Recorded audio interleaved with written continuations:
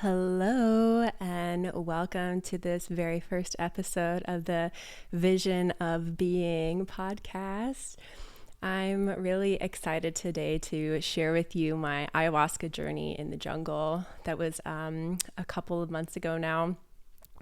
So, this retreat that I did was 20 days. We did 8 ceremonies. So, out of the 20 days, you were in isolation. It was also a silent retreat. We each stayed in what's called a tambo. It's in essence like a small hut. It's just made of wood and mosquito net for the walls. So you were there. There was like a hammock inside. It was pretty spacious. Like you could have a yoga mat, and then there was a little upstairs area where your cot and mosquito net over the bed was that you would sleep. So yes, I was there for the 20 days, and you were alone with no books, no music. There was nothing that you were intaking. So all day it would just be journaling, doing yoga, napping, hanging out in the hammock, walking around. But yeah, there was like nothing at all that you could distract yourself with here. So it was really intense in that way on its own. We would come together for ceremony in a kind of big, beautiful structure called the Maloka, which is where the different ceremonies would take place, these 8 ceremonies. And that's the only time that you would speak to the group was when you would share your intention for the night with everybody out loud. But other than that, you weren't talking, you were encouraged not to make eye contact or, even say hello to people. So it was really a very internal experience, even though we were together for the ceremonies. So yes, I will tell you a little bit of how I got there, why I ended up there. So I had done ayahuasca about a year and a half before this. Also outside of Iquitos at a place called Arcana. And I loved Arcana. I had like such a super beautiful, life-changing experience here. And it was that first time I did ayahuasca was only for a week, and we did 4 ceremonies. It was super cathartic for me. Like I was crying the whole time. I was releasing. It was like so much stuff from my past, deep childhood, just like wounds you didn't know that you had came up that first time. And so when I was going into the ayahuasca this second time, a year and a half later, I had the feeling that it was going to be a lot more expansive and light and growth oriented. I just knew that it wasn't my time to deeply process like dark emotions and have that be the overwhelming experience of that journey. And so going into it, I really knew, and my biggest intention was to try to rise my vibration to really match the frequency of all these kind of really big goals and things that I'm taking on in my life right now. And I knew I wanted to bring these things in to manifest them, to bring the vibration into my body, myself on a deeper level.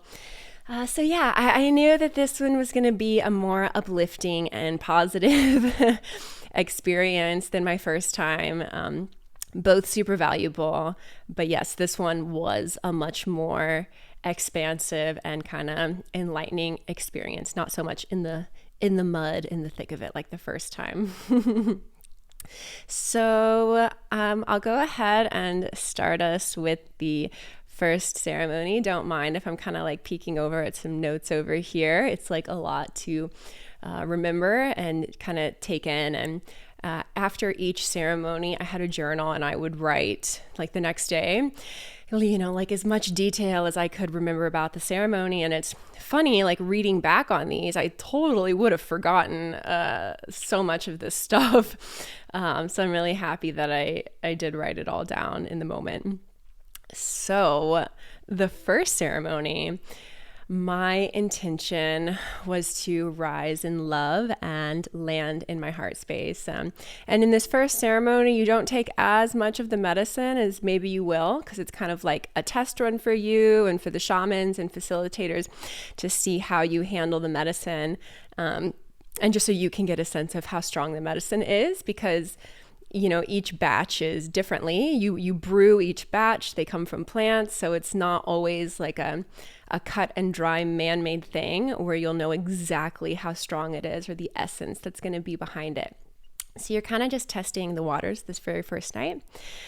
And so this first ceremony, I was a little bit sleepy. I had kind of just arrived to the center coming off of leading 6 teacher trainings in Peru. I had been there for like 5 months at this point. And so, I was coming straight from that teaching coming into this. So I was a little tired going into this first ceremony. But a lot came up. Like, I feel like the main takeaways that I have from this ceremony, because I really just had a couple of main takeaways. Like some ceremonies, there's only maybe a few really deep insights you have, and then other ceremonies, there's like multiple deep insights that are coming up.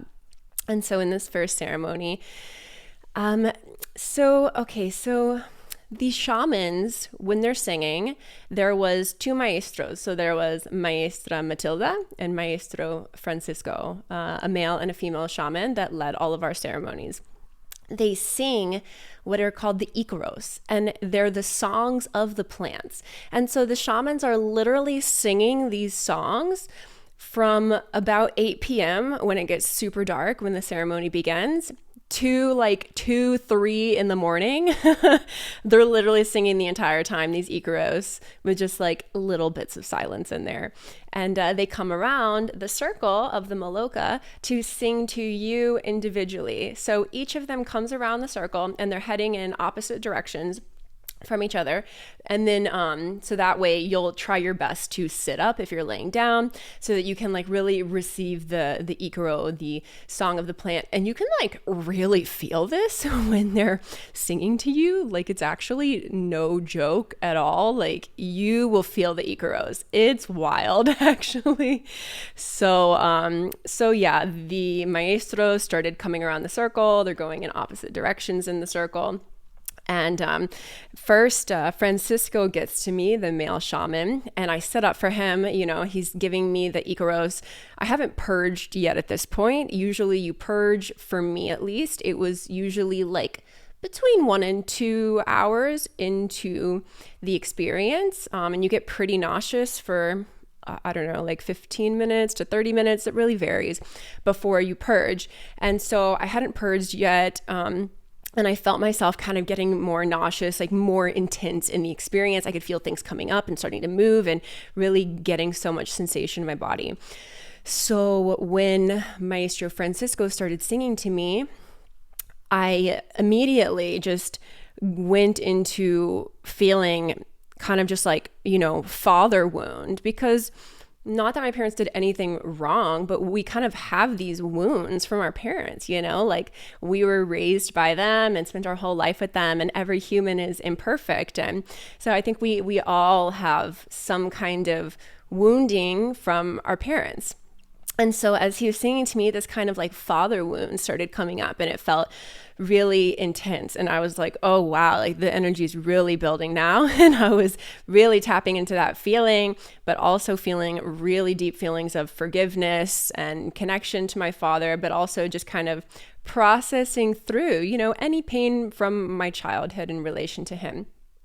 And right after Maestro Francisco left, I just happened to be at this perfect like crux in the circle where before like that emotional high even came down, like I got Matilda right after, like the circles converged. So they literally had to like switch places. And so she starts singing to me like directly after him.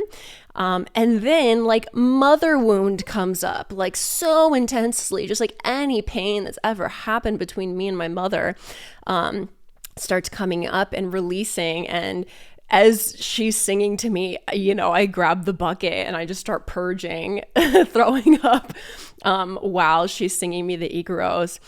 And yeah, it was a really powerful first night. I think that first night was just clearing out perhaps some just deep stuff that wanted to move before I started doing all this other work. So that was pretty much the cherry of the first night. Having the shamans kind of coincidentally sing to me one after another, and then releasing those kind of really deeply felt mother father type wounds. So the second ceremony, oh God, this one's like a funny one. It's like that one was like, a little hard. I cried. This next one, I was so psyched the entire time. Like it was just there was like nothing sad that happened in the second one. So the second ceremony, I'm walking from my tambo to the maloka. We had to be there before nighttime. So we didn't have phones or watches or clocks or anything. And so you would just know that when the sun started to go down and it was getting dark, like you needed to be at the maloka before it was dark. And so I see the sun going down and I can sense that there's like a rain coming on. We're in the rainforest in Peru. And so I'm like, oh God, okay, I need to get to the maloka right now. The maloka is like a 10-minute walk from my house. And so I start walking. I have my stuff with me because you bring like your pillow and blanket and anything that you would want to bring. And so I like have a whole armful of stuff and I'm walking there, maybe like halfway, and it just starts downpouring, like literally like a rain forest thunderstorm. The clouds just open up and it downpours like very intensely. And so I'm wearing this just like purple kind of t-shirt. And by the time I get to the maloka, my shirt is soaking wet and my hair is soaking wet. Thankfully, I think I was kind of holding the pillow and blanket like under my arm, like my body was shielding it. So thankfully, like the blanket and pillow didn't get super soaking. But my shirt was beyond soaked and it was a little bit chilly because it was raining. And so, yeah, I had a scarf with me, just like this tan scarf, and I kind of had no choice but to just like take off the purple shirt. And I had the scarf wrapped around me, like kind of using it as a top, just like draping over my chest. And so I'm like sitting by the fire. There's a fire inside the maloka. And yeah, I have this scarf wrapped around me that's now my shirt. Which was pretty funny. And so, yes, so for this ceremony, I took a little bit more medicine. That's kind of the deal, you take a little bit more, kind of keep going to these new levels if that's what you want to experience. And so I took a little bit more this night.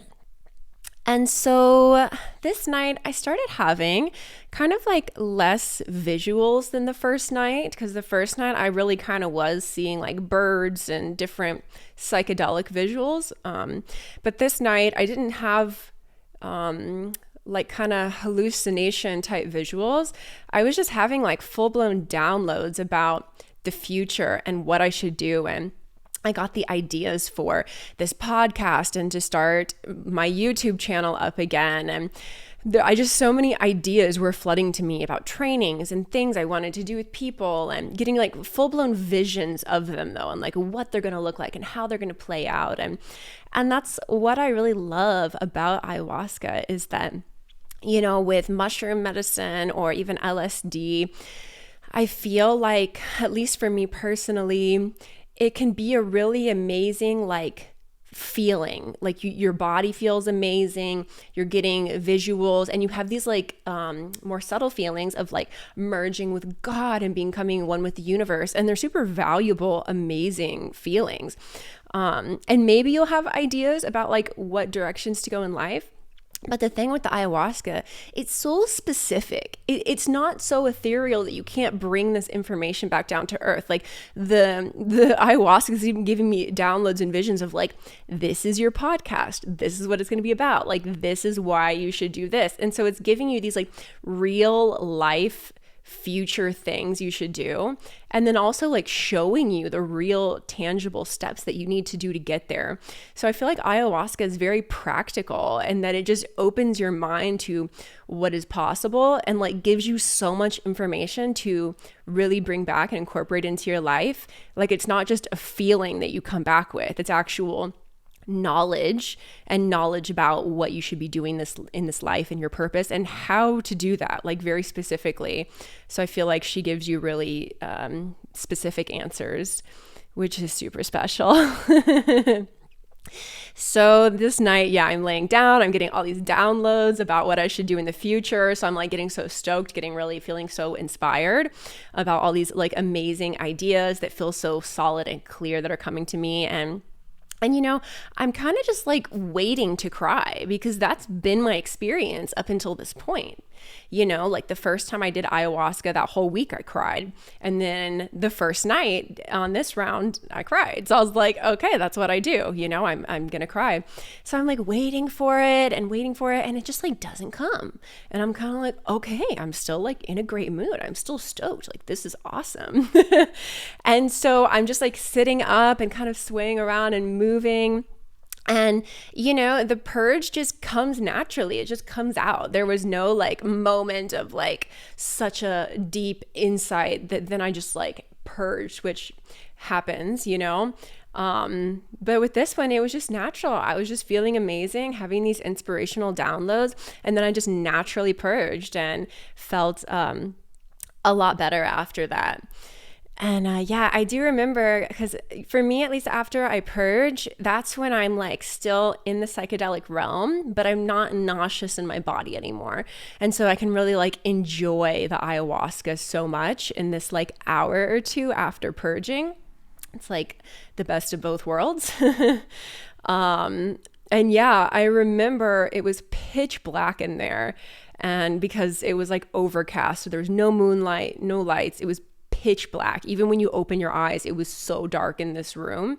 And I remember opening my eyes and just looking up, but it was so black. And I remember opening my eyes even wider, just like trying to stare so deep into this black space. And eventually I was gazing so intensely, almost like into the void, that then I like felt my consciousness fold back in and like come back in on myself. And it was just a really beautiful moment of just going deeper and deeper and not shying away, and then eventually just going right back inside myself. And yes, okay, so the funniest part of this whole night. So after, I have this experience, I have these downloads. And I forgot to mention, like when I had my personal Icaro this time, I was like feeling this Icaro so much. Like I was moving, making circles with my body, like sitting up as Francisco was singing to me. I think I had my arms over my head at one point. I'm like, undulating, literally feeling Kundalini energy moving in my spine. Like I'm like opening my arms, feeling my heart break open. I was having like a very spiritual experience during my personal Icaro. So I was feeling super good this night. And at that point during the Icaro, all I was wearing was the scarf. And so my scarf comes off. Once again, it's pretty much pitch black in here. It doesn't matter. And so I'm like topless receiving this Icaro, and I can just feel the vibrations of the plants and the song just like moving and hitting my skin in waves. And it just felt like pure bliss and ecstasy is the best way to describe it. Like that's what that feeling is. And so this night was really beautiful with so many downloads of just really what that pure blissful consciousness can feel like, which I hadn't fully experienced on ayahuasca before. I'd always had pretty difficult trips that were very productive and healing, but also just intense and just processing a lot of hard emotion. So this one was such a light experience. Okay, so the funniest part, I go outside after I'm kind of coming down because I have to go pee. And so I go outside and I'm still wearing the scarf at this point as a shirt. And so I didn't want to walk all the way to the bathroom. Like it wasn't very far, but I just squatted outside and started going pee. And when I got up, I realized that I had peed all over the scarf. Like it had been on the ground as I was squatting, and I literally peed all over like the end of this scarf to the point where it was like dripping. And yeah, I realized, I was like, wow, I can't even bring this scarf back inside right now because it's gonna smell like pee. And so yeah, I just had to leave the scarf outside and just walked back in the Maloka. I mean, thankfully it was dark, not because I care that much about being topless, but because, you know, if it wasn't dark, I still wouldn't want to bother people in the medicine if like they were on their own journey and looked up and were like, wait, what? Like, anyways, you know, I would just want to be respectful of everybody else. And so, yeah, so I walk back in the Maloka. It's dark, it's pitch black, and I'm just completely topless because I have no shirt at this point. One is soaking wet and one has pee all over it. And so, yeah, I lay back down and not even mad about being topless at all because it felt amazing. And so I was kind of like happy. I remember thinking like this was all supposed to happen. Like both of my shirts were supposed to get messed up so that I would be topless right now because it did feel so amazing and liberating. And yeah, I was happy that kind of accidentally ended up happening. And yeah, at the very end of this night, we had an opportunity after where anybody could sing or play instruments. And I had brought my Tibetan metal singing bowls. And so I, at the end of this ceremony, played them, chanted the Asatoma mantra for everybody. And it felt really beautiful to share that medicine of sound with the group. So yeah, this was definitely one of my favorite ceremonies. And then, yeah, you know, the day after these ceremonies, because I don't think I explained the way it goes. So pretty much the way that they have it planned out, it goes ceremony, day off, ceremony, day off. And so it does that 4 times, alternating on and off. And then there's a 3-day break in the middle where there's no ceremony. And then for the last 8 days, it's on and off again. So ceremony, pause, ceremony, pause. So you always have like that next day, since you're up all night, to integrate and to journal and to rest because you're really tired, kind of spiritually, emotionally, physically after a really big ceremony. So this 3rd ceremony comes a couple days later because we had the break day after that 2nd ceremony.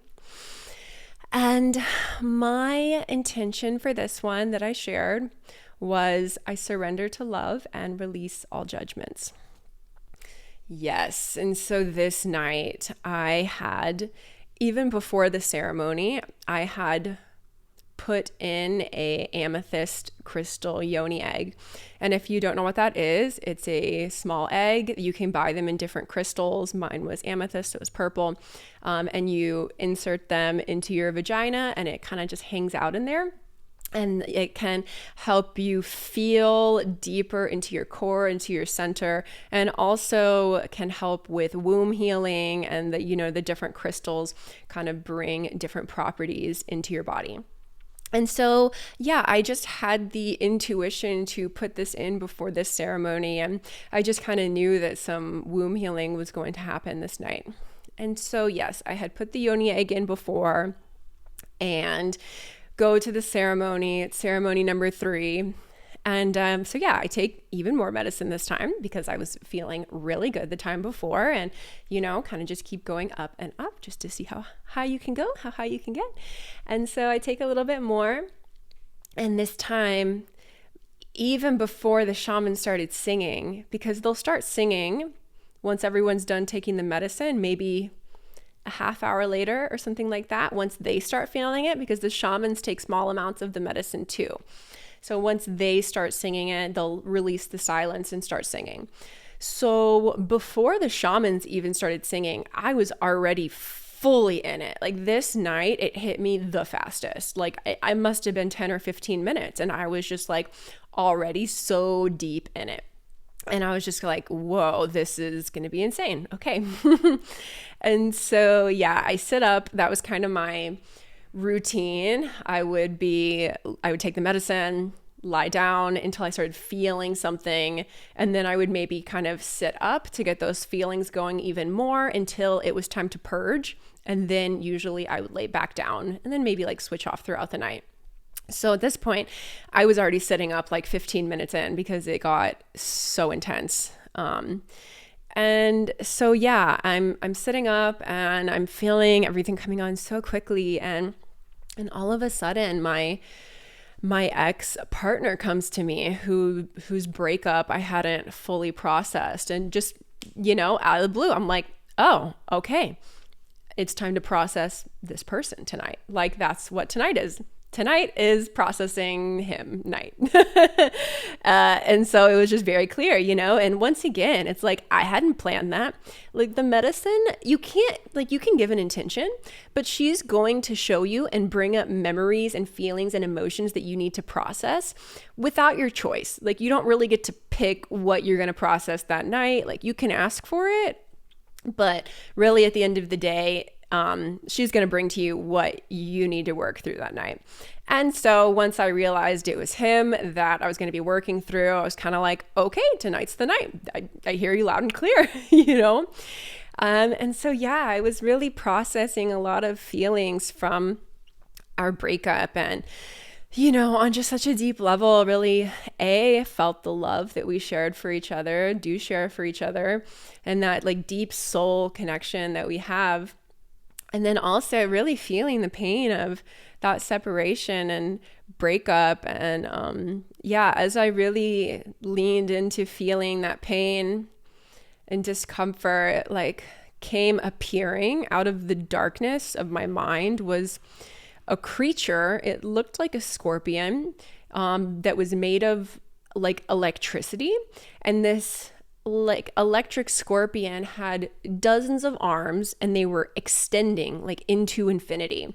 And this animal, it was so scary and like creepy and ugly, and it was just writhing around in this like almost like it was being electrocuted kind of way. And I saw that this creature was like the visual representation of both of our pains. It felt like this was like our shared pain around this experience. And so, yeah, that was really, really intense. And as I was leaning in more deeply into these feelings, this all happened very quick. This was probably the fastest climax of the night, of like all 8 ceremonies was this night. And yeah, pretty quickly it was like, oh, already time to purge, And so as I'm purging, I'm just repeating, please, let me release this person. Please let me energetically be free from this person. Let them be energetically free from me. Like, let our cord be cut so that we can both heal. And as I was purging, I was trying to purge this person out of me, not because I don't love them or because they're bad, but just because, I need to move on. I want them to move on and have love. And so if we're having this really deep karmic connection that I was still feeling, I was really trying as best I could to let that go for both of our sake.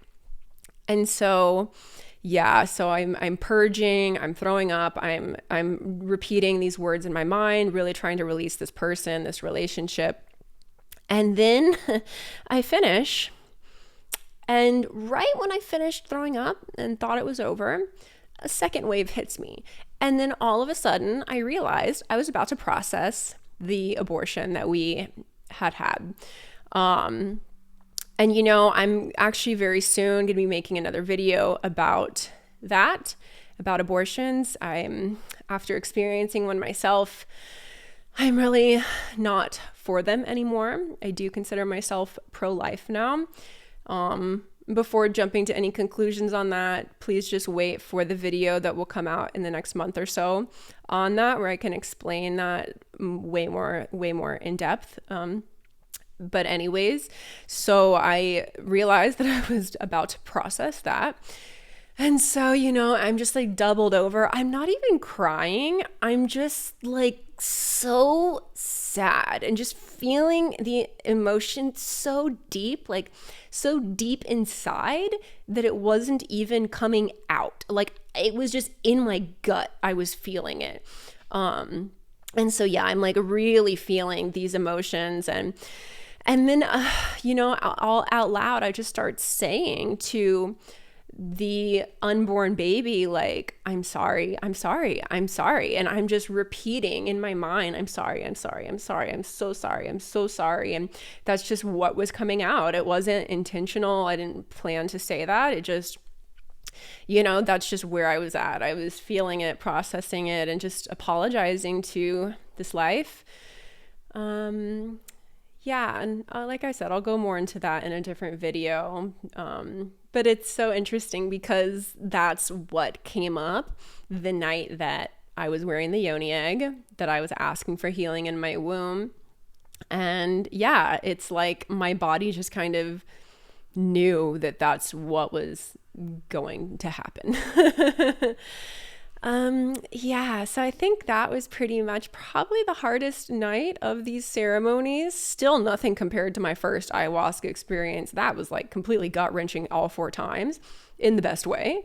But yeah, this third ceremony out of the 8 was probably the most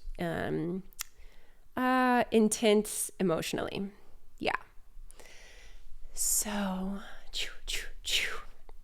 ceremony number 4. This one was such a beautiful and memorable ceremony.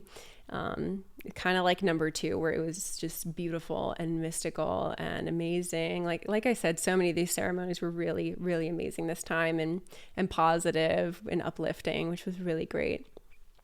So this experience, or this ceremony, my intention was to surrender and experience divine love and bliss.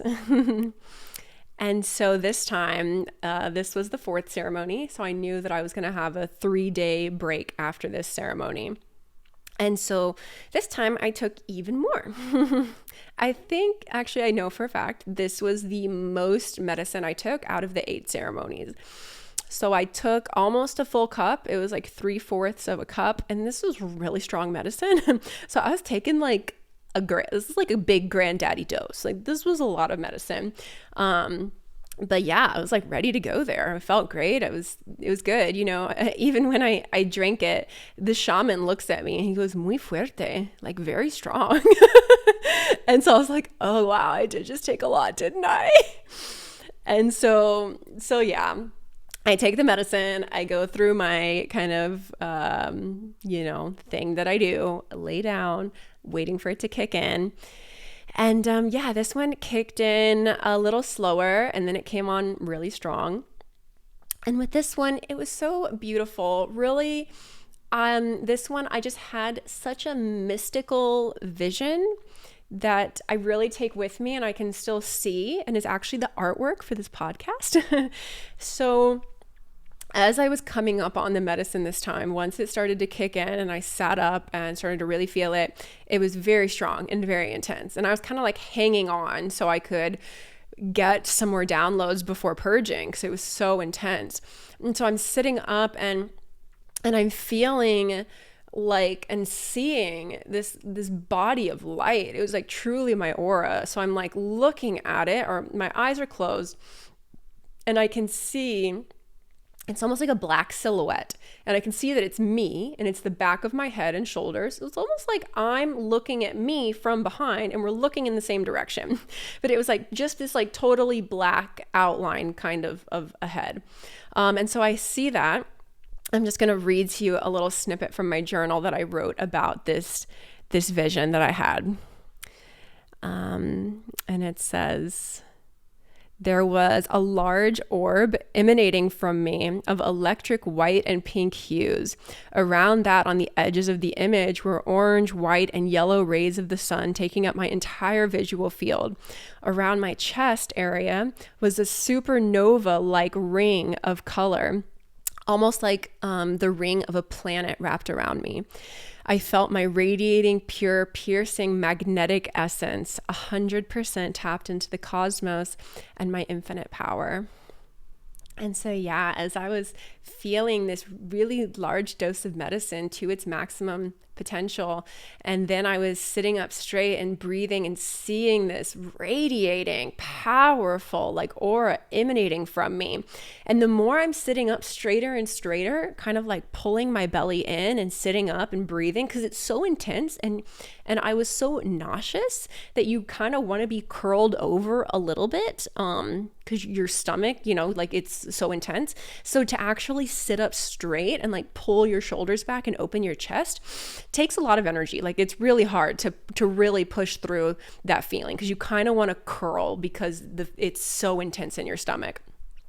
And so, yeah, I knew that the moment that I really sat up straight and took a big breath, I was going to purge, and I was going to feel like everything that this moment had to offer. And that's exactly what happened. Like I took a deep breath, I sat up so straight, and it's just like, yeah, I felt fully in my power, fully what I'm capable of, fully what it means to be a human, and how powerful we are, and what creators we are, and really feeling that feeling of infinite potential and possibility as a feeling, not just as a concept. And so, yeah, I sat up straight, I took the deep breath, I felt it, and then I did purge. I knew it was gonna happen.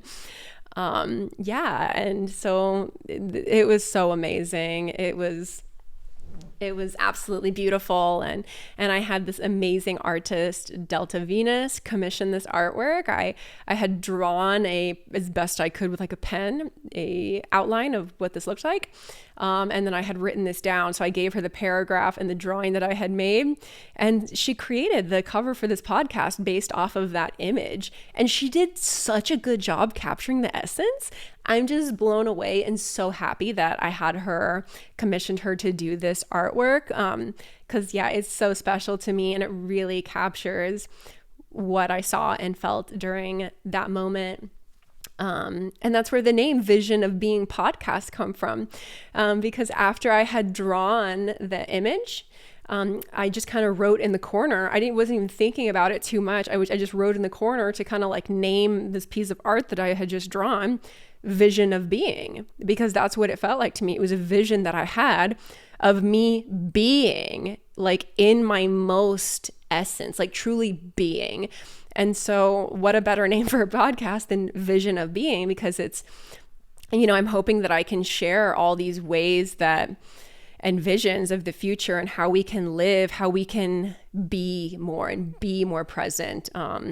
So yeah, that's where the podcast name comes from. And that's where the image of the podcast comes from, was from this night. And really having that feeling of being so powerful, which we are, but really feeling it for that moment.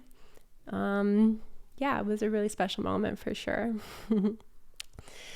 So after this, it was when we had the 3 days break. And yeah, it was such a hard 3 days. Like in a lot of ways, the 3 days that we had off were harder than the ceremonies themselves, because there's nothing to do, except for be with yourself. There's no distractions. There's no phone. There's no books I can read. It's just literally like me, my journal. I'm doing yoga, but there's only so much yoga and walking and journaling that you can do, And so of course, and I'm starving the whole time. Like they would feed us 2 meals a day, that people would come bring to your tambo. So like I wouldn't know when the food was coming. I'd be like, isn't it like an hour late? I don't know. And I was just hungry and just didn't want to be there, of course, right? But that's part of the process, and moving through these hard moments is like, you'd rather be at home, like snuggling, someone you love by a fire or something like that. But yeah, so the 3 days in the middle were they're so hard. They were like the hardest, but yeah, those are the moments when you grow the most. And so thankful for that break that I had in the middle there before getting into these last ceremonies. So, this 5th ceremony, wow, so many good ceremonies. I think this is the last pretty long ceremony where like a lot of downloads came through, because the last 3 ceremonies were really tapering. So yeah, for this 5th ceremony after the 3-day break, my intention was to heal subconscious blocks, keeping me from pure abundance and love. So that was my intention that I said out loud to the group. And this night I took about 2/3 of a cup. So not quite as much as the 4th night. I think I took almost like 3/4 of a cup that night. And so it was still a lot, but it wasn't quite as much. And yeah, I was once again quite tired this day. I felt really heavy. But the medicine energizes you so much that I was just kind of like, okay, it doesn't matter how I'm feeling. I'm here to do this, and we're going to take it and we're going to go on the journey. Like there were so many times these last few ceremonies, I was like, can I just be done? Like, do I need to do this again? Haven't I gotten enough from this process? And it's like, no, you're here for a reason.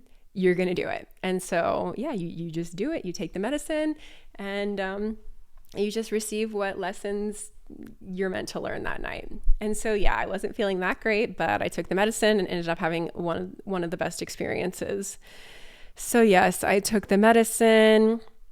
I laid down, and the medicine was taking a while to hit me this time. And I was thinking like, okay, maybe I'm like so tired that I just like don't have the energy for this medicine to work. Maybe it's just going to let me relax tonight or something. And so after this, I do want to get something from the experience. And so I'm trying to kind of think about, different things around my intention of like, okay, like what could these subconscious blocks be around abundance and around love? And I'm going through all these different like memories and emotions. And I realized that I've actually processed like a lot of memories and emotions because all these things that were coming up, I was like, nope, I've already dealt with that. Nope, there's no like emotional charge around this. Nope, I'm good on that memory, And so I was kind of like, okay, well, I did ask for subconscious healing, so perhaps this isn't going to be something that comes to my conscious mind. And so then I kind of stopped trying to rack my brain and receive lessons, and I just started relaxing, and I started giving myself a massage, like a shoulder massage. My left shoulder had been really irritated, and so I started really rubbing my left shoulder, which if you've ever given yourself or received a massage on psychedelics, you know how awesome it is. So I start giving myself this massage, and it starts feeling really good. And I'm like, okay, something's starting to kick in, because this like doesn't feel like a regular massage anymore. And so I'm starting to feel, and I really feel this one spot that's irritating me in the shoulder. And so I just stop there and start kind of really pushing into it. I'm breathing into it. And then as soon as I really find this spot and I start breathing into it, the medicine, boom, like kicks in after I really started to dig into that spot. And I was like, oh, okay, we're going there tonight. Like this is happening. And so, yeah, after that, I sit up, and, I'm really, really starting to feel the medicine a lot at this point. And yeah, I start purging like crazy. Like I am just throwing up like really intensely. Like I'm purging from places in my body I've never felt before. Like it felt like there were caverns and tunnels inside of me opening up. It was like I was throwing up from somewhere outside of my body. Like pretty much I was feeling experiences and sensations inside of my body that I've never in my life felt before. It was wild. And while I was purging, I was getting the most beautiful, like opulent visuals I've ever seen. It was like, if you could imagine the most beautiful, like moving collage of like leopards and diamonds and silk and rubies and pearls and beautiful swimming pools and Greek architecture and just like the most beautiful divine images you could see, and like infinite sunsets and just like it was like this giant collage of everything beautiful in the universe, like literally just like beauty in every capacity. And it was the most beautiful visuals I swear I've ever had. And it was hilarious because I'm getting these gorgeous downloads as I'm throwing up my life. You know, like usually I purge, I'm throwing up for, you know, like under 5 minutes, and I just kind of get a good throw up, get it out, and then I would be done for the night, you know? No, this one, I must have been purging on and off for like over an hour and just like wrenching my guts up, you know, like I'm being so loud and just like making so many sounds. I think at one point I'm like moaning and whimpering because I've been throwing up so intensely for like so long at this point. And so, yeah, that was unexpected. And I just kept getting these beautiful downloads. And so, you know, when I look back on it, it's like I literally asked for subconscious blocks to be removed, keeping me from abundance. I literally felt myself throwing up from wild places in and out of my body while I'm getting these visuals coming in of just extreme beauty and abundance. And so, yeah, that was like very clear, matching to my intention. And the second part of the night, you know, I'm laying down. I finally stopped throwing up and I'm laying down. And, you know, out of nowhere, I started to think about, so without going too much into it, because I'm going to make another video kind of along with, I'm going to have like a whole little birth and pregnancy and just like all these different videos in that kind of stream. So when I was 23, I donated my eggs in Los Angeles, and pretty much I have a set of twins that lives in LA that are like 6 years old and I forget about them often. And so I was like laying in the bed in the Maloka that night, and I was thinking about the twins, and I hadn't thought about them in like a while, especially like how old they might be. And I'm really laying there and I'm like, how old would the twins be? And I'm thinking, and I'm like, oh my God, like I have a set of 6-year-old twins. And I just like in that moment actually felt them with me, like truly felt their love of me having twins. And when I felt that sense of joy, not just of a child, but of two and of twins, it just bubbled up inside of me. And I just started having the biggest laughing attack of my life. Like I was just heeing and hawing and ho-ho-hoing and just laughing so intensely, like beating the bed. I was having a full-blown laugh attack just at the pure joy. It was uncontrollable. It was like I felt so much joy and love thinking about these children that it just bubbled out of me. And it was the most cathartic, intense laugh of my life, maybe, honestly.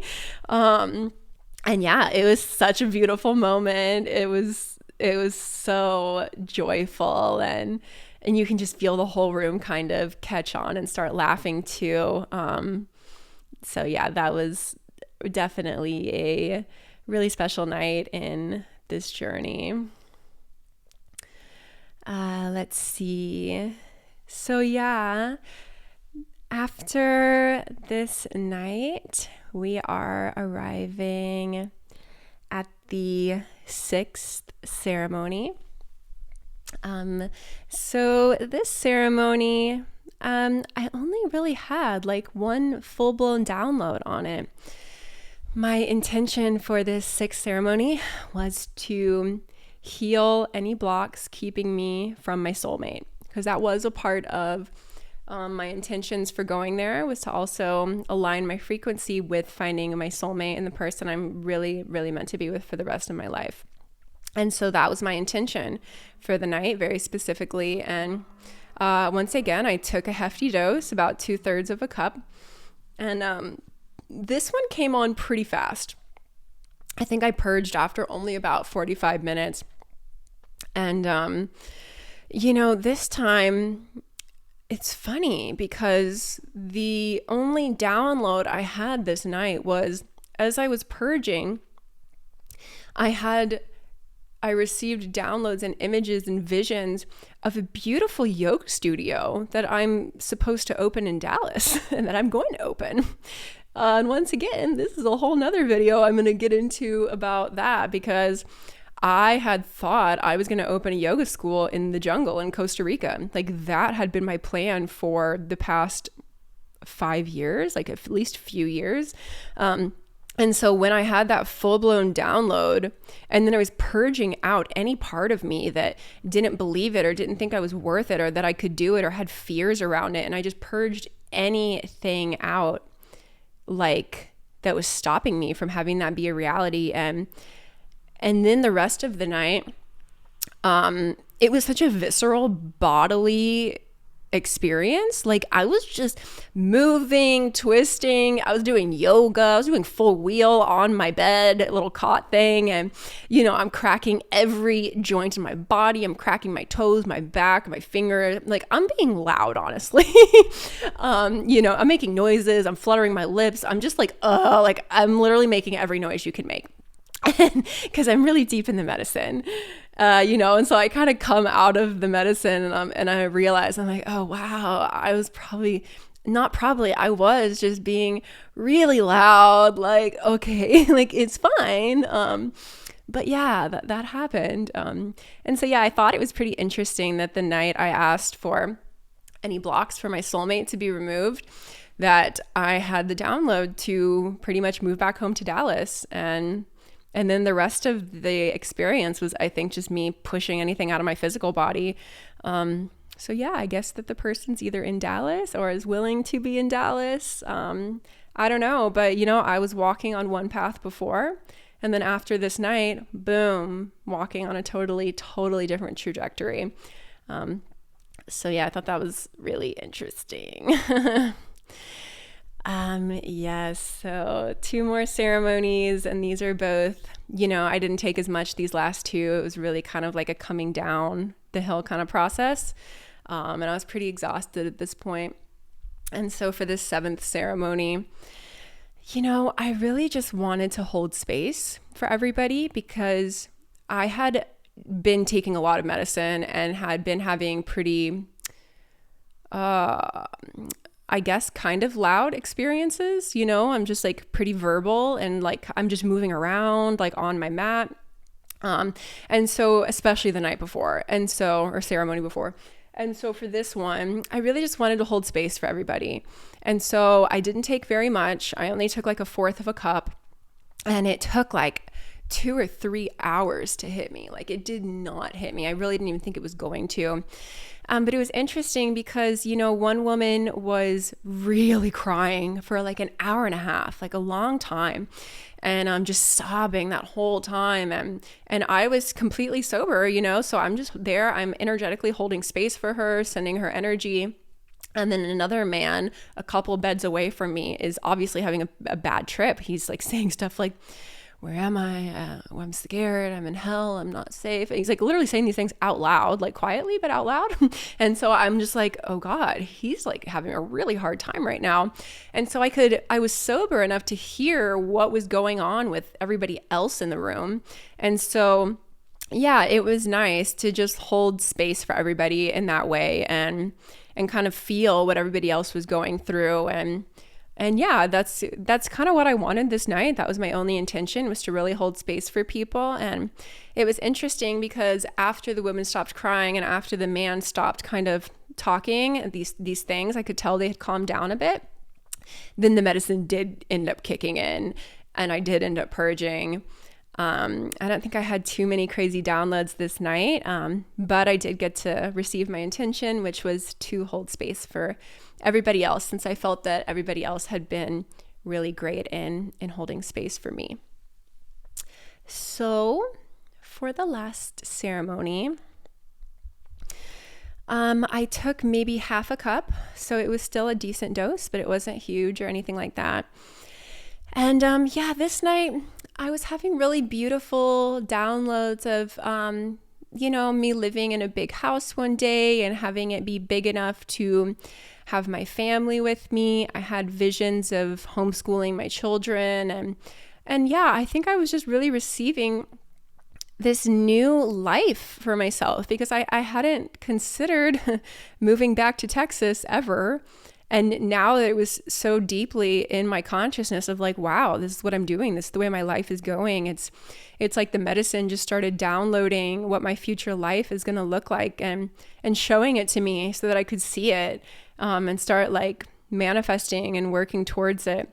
And so, yeah, I had downloads of the house. I had downloads of my parents living there. And then I think the last thing I really felt at the very end, it was like the very end of this last ceremony, is I really felt so much deep love and compassion and still sadness for my grandmother who's in a nursing home. And she's happy there, it's like where I guess she's meant to be. But it just made me sad knowing that she was there. And I think really in hindsight, it's kind of more of a sadness of old age and just people being taken from us and not having control over that and kind of just the fragileness of this human body. And so, yeah, I kind of cried and I think mourned for that and for her a little bit at the end, which was good, I mean, I got what I needed, and Mama Ayahuasca is always going to give you what you need.